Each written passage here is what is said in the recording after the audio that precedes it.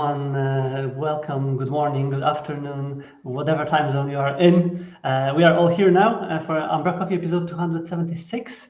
And I am joined today by two great people from the Umbraco community, Frederick and Amy. First guest, first time in umbraCoffee, right, guys? How are you doing? Good, thank you, Marcin. Good, thank you. Yeah, nice to be here. Yeah, we were just discussing before we went live that Amy would supposed to join us in the middle of the episode, which would be a little bit logistic for us to handle that. But you ended up your meeting earlier, and you are with us right now. So yeah, let's start maybe from introducing yourself for the people who are watching us, because you haven't been here. It's your first time on umbraCoffee. So tell a little bit about yourself. Yeah, maybe Frederick can start. Yeah, or Amy. Then Amy, let's go. Amy, you can start. Yes. Okay, thank you. Hi, everybody. So yeah, thanks for having me. My name's Amy Zuber. So I am an account director. I work at an agency called Nexa Digital. And yeah, that's pretty much me, really. Like, I've been working with Umbraco for about 5 years now. Sort of on the outskirts. I'm not a developer, I'm not technical, and yeah, get the pleasure to work with really, really big, clever people every day that work with Umbraco. But I kind of sit on the other side of that, where I sort of work with clients and understand their requirements and their problems and things that they're trying to do with their digital strategies, and help them do that. And of course, that sort of gives me the opportunity to work really closely with Umbraco and suggest ways that we can achieve those things together. I'll pass over. And of course, we'll talk about your new role in the community as well in a little bit. Frederick, over to you. Yes, so I work as the UK partner manager along Mike Peterson at Umbraco. So I am not a techie as well, or developer, but at least I'm a tech savvy.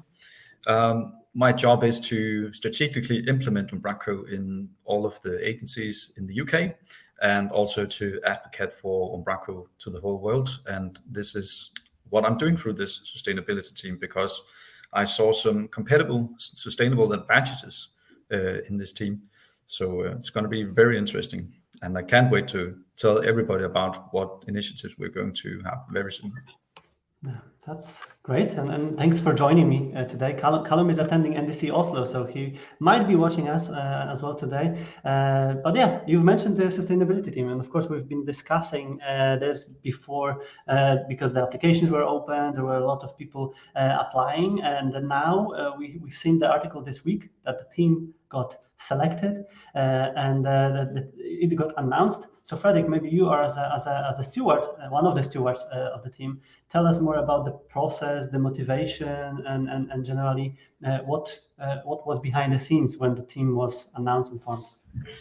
Yeah, I would love to share that. I would say I was really incentivized by Andy Vidale from Tangent, who is also luckily in the team and also part of the headless team of Umbraco. The thing here was that last year at Codegarden, we had a discussion where I met with Gavin van Dickelen from the Netherlands, where he showed me how Google soon would begin to rank websites compared on how much carbon they emit. And seeing that being a factor on Google and SEO rankings, that the more sustainable of a website you have, and also thought this was interesting, both commercially and for the planet. And then I went up to talk with Kim about it, and he had the talk with Andy and Gavin as well, and we had a discussion around whether if we should start a sustainability team or not. But Kim is always too diligent with things, so we would not start anything before we have looked our whole own business model through, to make sure that we internally also are aligned with the standards within sustainability.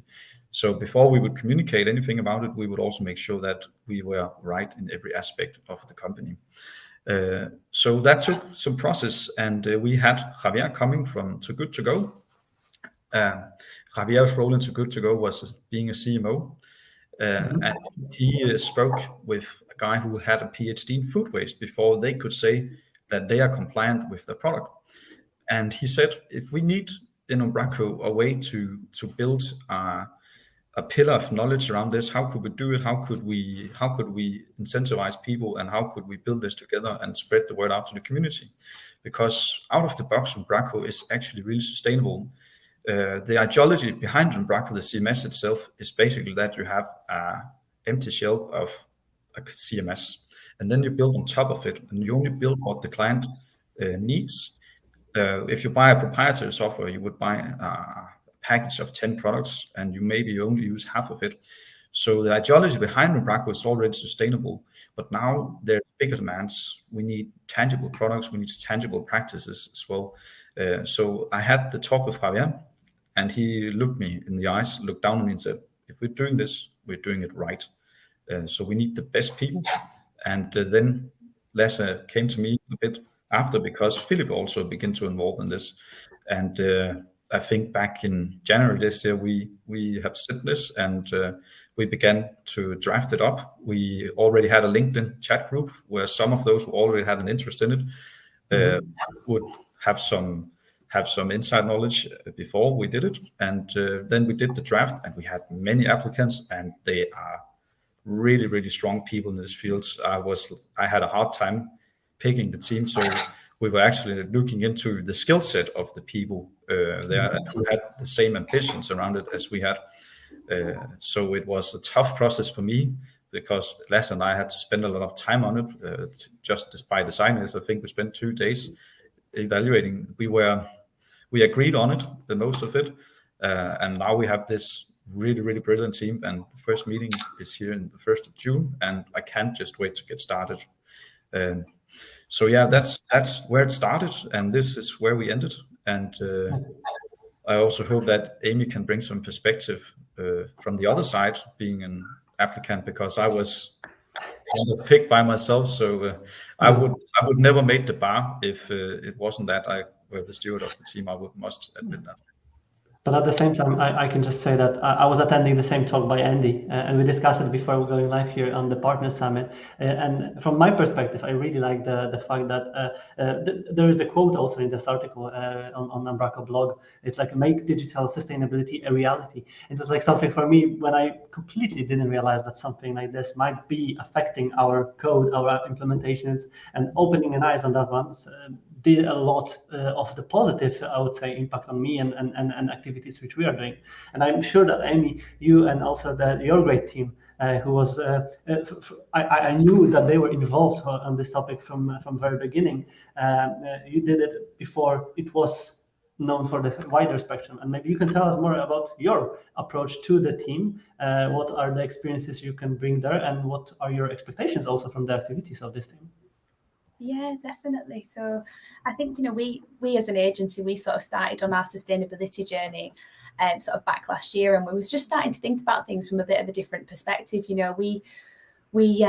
know that digital is like one of the biggest industries out there, and actually it's one of the dirtiest. I think it's equal to the airline industry in terms of carbon emissions. And I think that just blew our minds a little bit, because it feels like, we come to work every day and we do the things that we do, and we create really brilliant digital experiences for clients and organizations. But how can we do that in a bit more of a planet-centered and planet-focused way? So that kind of set us off on a bit of a, we've got something to think about here. And sort of different perspectives coming into that. So lots of perspectives from the development team. So Rick Butterfield, who's also part of the sustainability team, is sort of heading that up from a technical perspective, but then also within the way that we design our websites and we create them as well. So really just starting to think about, the sustainable design principles and sustainable development principles, and how we want to work with our clients, and really holding ourselves to account for that as well. I think that it's really easy to sort of greenwash initiatives and greenwash, sort of like from a sales perspective. But I think it's just about changing our strategy as an agency and as a company, but then, kind of bringing our clients on that journey with us as well. And sometimes that's a little bit hard to do. Sometimes clients don't perhaps get it, but they might know that they have some net zero goals for what seems like a long time away in the future. And I think it's just about breaking it down into something a little bit more manageable for them. Policies and guidelines and checklists are really arbitrary and just kind of come as an afterthought. And I think we were really akin to that fact, and we just wanted to embed sustainability best practice within all of our projects and within all of our client relationships as well. So that's kind of started from a development point of view with one of our clients that we have, NCC Group, and they were kind of interested in, how can we make our sort of global digital estate a little bit more sustainable. And actually, a lot of the ways that we could do that was by decommissioning things like old servers, things that were just kind of ticking on in the background that weren't really needed. And then also consolidation. So run a big consolidation project, making the digital estate work a little bit harder where it could do, running on less, making things a little bit more circular in that way. And then, of course, comes the upgrade project. So kind of moving away from older deprecating systems and .NET Core and looking at the not only the performance aspect of that, but what does that mean for sustainability, and how can we kind of look at it from a carbon perspective too. So, upgrading the old estate, which was running on 7, I believe, 7 or 8, Yep. up to 9 on that upgrade path, and then 10 as well. And saw some really, really promising and quite exciting stats from that, sort of resulting in a lot of the key pages within the global digital estate reducing their carbon output by about 50%. So that was pretty staggering. And that's when we thought, this can't just happen for one client, and it can't just happen for our clients in this agency. This has got to happen on a community level, and for all websites, I guess, in the world. It's pretty ambitious to say that, but I think that's what the community team is kind of offering. It's that chance to change the way that we do things, and I guess educate and empower people to understand why they should do that.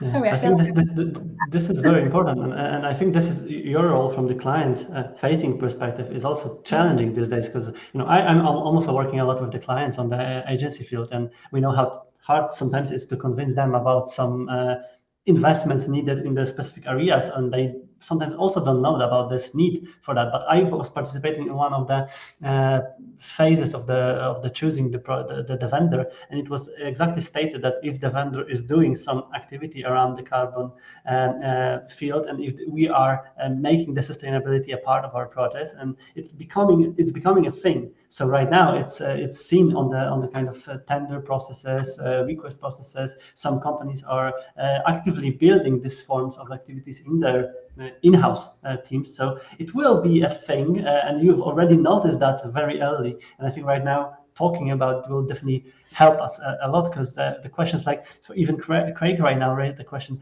how would Google know how sustainable your website is? And I know already that there are some tools, but maybe you can also tell about it, and you probably will be advocating about it too. And Fredrik, I don't know if this is the moment, but you've showed me a really nice website before we went live, right? We'll go to about that in a second, and I can also tell this website is actually nominated this year for one of the Umbraco awards. I would also just mention that this is really something that we have to be ahead of the curve around, because in 2025 there will come some legislation from the EU directives that will begin to look more politically into actually carbon emissions, and also that will be dependent on your website. And I'm really, really happy that this team is happening right now. I think we are in great timing, because people are beginning to have awareness around the web, how carbon dirty it actually is.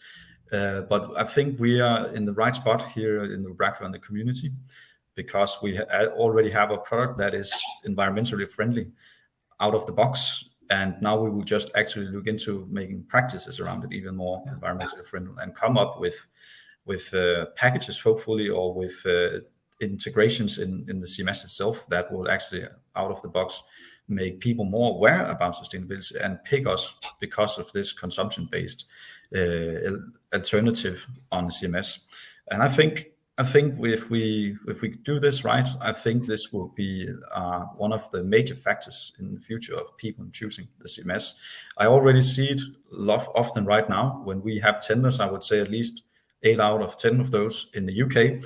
There's actually a lot of the tender that is asking about what do we do in terms of sustainability, and we don't really have cool things that are really tangible and that are easy to communicate to the clients how it works.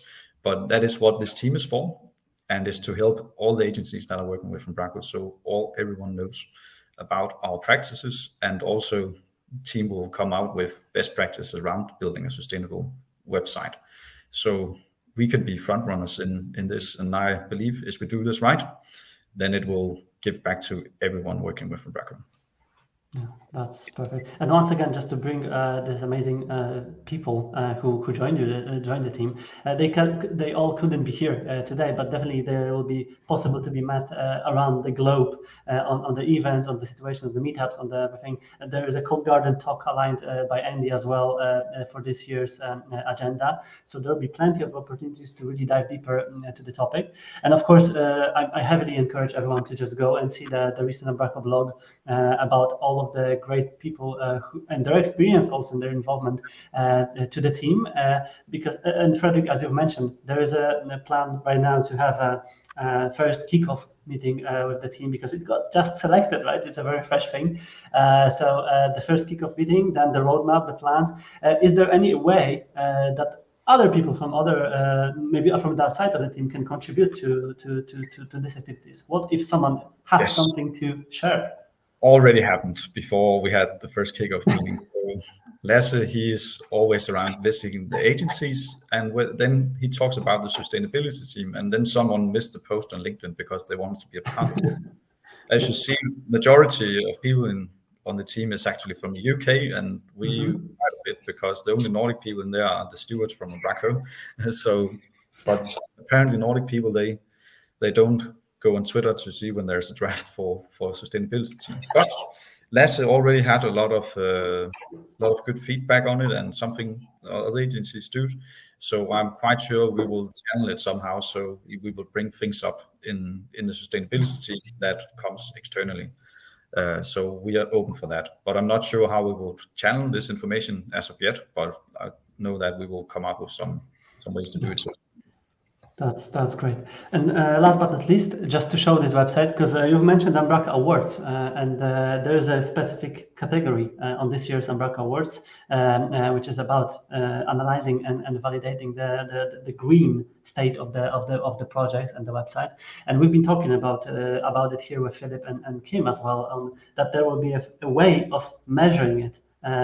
Exposed as well and defined. So this was the website that you've shown me before going live, and it have a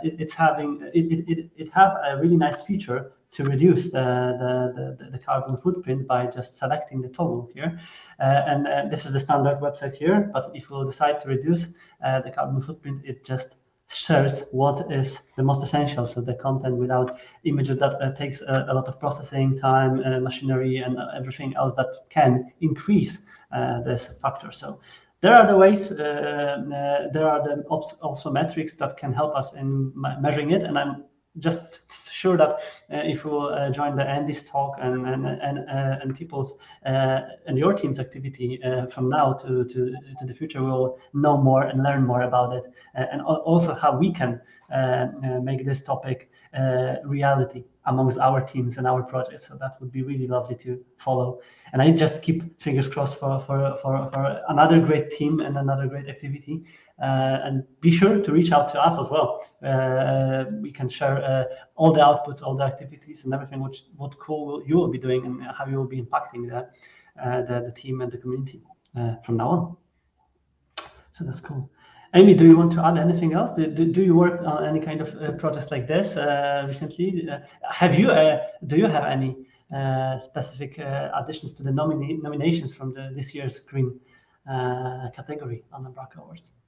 Yeah, well, I don't really want to say too much on that because we were nominated. So yeah, it's just for the project that I was just going to mention actually. Like, yeah, I love that toggle. That's really cool. And it just kind of puts the power back in the user's hands, doesn't it? I think that's really nice. Just a nice way to educate users and kind of showing them how what that means. But yeah, I guess with one of our projects that we did, one of the things that sprung to mind was dark mode. So kind of in a similar vein to like the look and feel, ties into all the design principles as well. So it's not just about, you know, the back end, it's sort of about the front end as well, in like design choices that can make an impact too. And I think this is important what you said. It's about education, because the button is there, but still we need to know that what we are doing by clicking this button, and why, and if we should do it. Same with the development, because I personally, as a developer and also solution architect, I can know that maybe my activities or my impact of the code can increase or decrease some of these metrics. But also we need to educate the team members, clients, and basically everyone right now about it. And that's what you will be doing, and that's what we will be also sharing and actively following. And that's great that you do that. Cool. So that's it. And of course, as every time, we will leave the links to also this website and all the blog posts and all the activities in the video description. And reach out to us as well if you have any questions. We can always transfer them to the appropriate people from the community and the teams. And if you want to be involved in activities of the sustainability team or other teams, just reach out to stewards and be sure that each voice will be, I'm sure, listened. One of the other voices also from this week was from Sophie, and it's from the documentation team this time, but it's not about the community activities, but Umbraco is actively looking for new employees, new team members to the various teams, and documentation team is one of them. So if someone maybe also from a less technical department wants to help and wants to join the other teams, be sure to also follow up all the job vacancies, all the activities, not only on Twitter, but everywhere, basically on Umbraco blog or on Discord or any other possible platforms, because there are some rooms and ways to contribute on various places. And then we can go to the Umbraco itself, because with every contribution and every help, we can build better products, right? And this week, there was an announcement about the 11.4 release. And it has a lot of technical details on the improvements inside of the product. So I'm not, I'm sure that probably it's not something that will affect you, Amy, or Frederick, but I'm so happy with this release because it has a lot of great improvements for development teams, and it might look small feature-wise, but it has a huge impact on the ways how we'll be able to build and extend our projects thanks to this improvements for models builder extensions inside of the code, and also the RCL project template that helps us to reference the specific versions of the Umbraco Razor class library itself. That's a huge improvement. So for everyone who is going to do some crazy stuff with the recent Umbraco version, that's where it has the huge room for improvements. And 40 bug fixes and feature additions in this release. So just 40 or 40 is a lot. I think it's a lot, and it's a huge of them done by the community contributors. All of them are listed here. And yeah, it's available to be downloaded right now, so don't wait. Check it out and just use it. And from the outside of the Umbraco, there were a couple of the releases, and I think this is the one that might also interest you guys, because it's image resizer, and this package, if I understood correctly, is reducing the size of the image when it's got uploaded to Umbraco. So again, we know, you know also that the size of the image, the data transfers are increasing, all of these metrics that are also affecting the sustainability of the website. So this is one of the ways to prevent it or maybe to reduce it upfront. I was working in one of the big media portals back in the days, and all the photographers were uploading the big raw files from their cameras, and all of that was landing on the infrastructure, and then the small images were used on the website. So that was definitely not sustainable then, and this is one of the ways to affect that. So this is the package that was released recently, and definitely something to be looked at when it comes to improving the performance and also the weight of the packages or Umbraco websites in general. So that's one. Second is about HR on, and I needed to check what the tool is, and of course it's one of the applications that is helping to the human resources processes, and it's allowing to embed this as an Umbraco partial view. So it's very project specific, very tool specific, but for all of the people who are using this will be beneficial. And 2 or 3 more updates one from Amhost Limited profile, and it's international telephone input number field that got released this week. So we can use the international telephone input field in Umbraco projects. And I can say from the development perspective that phone numbers are tough, same as time zones.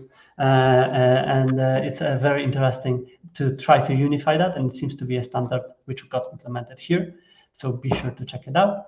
And two more. One is from Rick, and he released minor upgrades of block preview package with the small JavaScript changes this week. So it's your team member who really helps a lot in terms of cool improvements. And last update from Marcus. He released an RC version of Newsletter Studio for Umbraco 12. So a lot of great updates from the community, and these are the packages that are going that were released this week. Oof, I gone through the releases really quickly. Now we can talk events. So guys, are you both going to Codegarden then? Amy, are you going to visit Codegarden this year? I am, yes, for my first time. I'm really looking forward to it. It's going to be great. And Frederick? Of course, and 7 a.m. every morning in front of Plaza Hotel. Meet me with your fresh legs and see if you can challenge me on a 5-kilometer run. That's nice. Amy, are you planning to join the 7 a.m. running club? I don't know that I'll make the 7 a.m. run, unfortunately. I have a 7 a.m. flight on Friday to catch up. So that will be the. I can also tell that there's other activities rather than running. We also have paddle tennis and biking with Philip. So if you want something through in the CMS, then go bike with Philip. That's coming really quickly. Yesterday or the day before, it was said it's 3 weeks from now, so it's a very close time now. And there's a lot of announcements, reminders flying around the web and Twitter. And one of them was also shared recently with you, Frederick, as well on the picture. And it's about Umbraco Trophy Cabinet. Can you tell us more about it? What it is? Yes, so this is one of the most exciting things in the office. So whether it's a client of ours or one project you have on Umbraco, if you have like an artifact, it could be, I can actually see what we have in there. We have something from a product called Durex in there. We have a package of that in and then we have a lot of Vanish products, Carlsberg beers. And every site or every brand that uses Umbraco, we collect artifacts from the brands and keep it in this cabinet. So when we have people at HQ, they can go in and look and see what products are powered by Umbraco. So please, if you come to Codegarden, please remember to bring something to the cabinet. We will appreciate it a lot. Yeah. I'm just curious about the companies like, producers of the steel or train machines or something. That would be lovely to bring that to your office as well. I can tell that Green King from the UK, we have a mug from there, which Mike he apparently drank from, and then it ended in the cabinet. And I can also tell that we have a shirt from a Danish sausage manufacturer, so called Steff Hauberg, and there's a lot of hot dogs on it. You can unfortunately not see it in this picture, but we have a lot of stuff that can fit in there, but we still have it around HQ. So you'll find stuff. You have plenty of room to get these gadgets there, and I think that this is the really nice call to action, because maybe not everyone was aware that you are collecting this kind of stuff. So for people who have probably interesting projects, all of them are interesting, but some of them are maybe different than usual. Be sure to reflect that, because that, as you said, it helps for the Umbraco team to relate it to the impact that you are doing amongst the clients, and that would be really lovely to see. And as a follow up to that one, I can mention that on the pre-party, the day before the Codegarden, everyone is usually invited to the office party, and people can see this as well. So it might be an interesting option also to explore it on your side. And see what interesting projects are using Umbraco, because it's plenty of them. And to bring all of that together and the sustainability team in perspective, this is also why we need this team, because Umbraco is not just all us working with it. It is all them who have a website. And these brands are really, really big brands. So if we can make an impact, just a few of us, we can make a really, really big impact for the planet. So there's a big responsibility in this. And that is also why I like working with this. That's cool. Yeah. So yeah, that's definitely important to do this and share this amongst the activities. Other than that, one more update from the Codegarden field. Owen is still collecting his minifigures to Codegarden. So maybe if someone is not able to go there in person, because this year Owen is going to be there and wants to have a small representation on the event, there is option to join the secret stage. Send the minifigures of the Lego to Owen, and Owen will bring them to Odense in person. So that's a nice option to be there even without being there. Other than that, couple of meetups to be mentioned. Office hours in Umbraco HQ in the US this week, today. Even so, yep. Virtual social and focus group as also in Charlotte next week. And the next ones are on June 1st. Adam and Pritesh are going on tour. It's another stop on the tour in the Leeds Umbraco meetup group. And then the other ones are more close to Codegarden, so we'll definitely mention them later in the next umbraCoffee episodes. A couple small things at the end to be mentioned. Lee Kelleher, the package glory creator and one of the awarded contributors and package creators, it was asking for the stars, and I didn't check how many of them he collected, but it was a lot. So it was right now we have 119 stars on the project. So if anyone is still not liking the Umbraco content package, be sure to give this kudos to Lee and leave the like on the GitHub page, because it will definitely help to reach more future exciting things in this package as well. Warren shared one interesting video this week about the content delivery APIs, and some of the people noticed interesting ending of the video when Warren said that if it wasn't recorded, he will lose his mind. He didn't lose his mind. He recorded very well, and it's a really nice video and explaining how the delivery APIs can be used. If we are in topics of videos, something what might be worth reminding is Umbraco learning-based channel, where there are some new videos popping out recently as well. And this video is about scheduled publishing. So maybe one of the features that is not, I think it's still not that very well known amongst the people, especially by developers, because they are not using CMS that much when it comes to content publishing. But it is a feature of Umbraco. There are some other features that are being addressed, and there is plenty of videos here that might be really interesting to be explored. So be sure to check out the Umbraco Learning Base channel and also watch the videos if you're interested in the specific topics. And two questions that I want to leave us all with this week is one from Mark Drake, because Mark asked if we have some team or a group amongst the Umbraco community for eventual feature parity with the popular website services.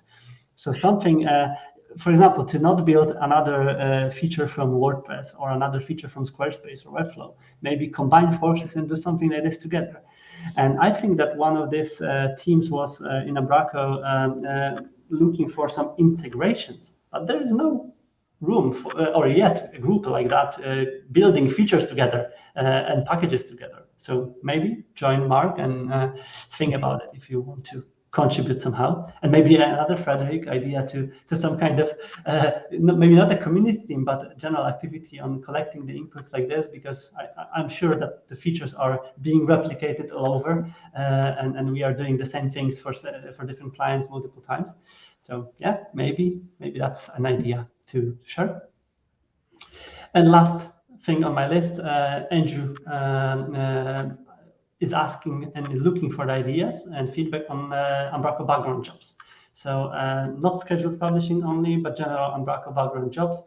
Andrew started the discussion on GitHub where he is asking a couple of the questions, sharing some ideas, and everyone is welcome right now to contribute and share some opinion, because this is the contribution that is needed here to learn more about it.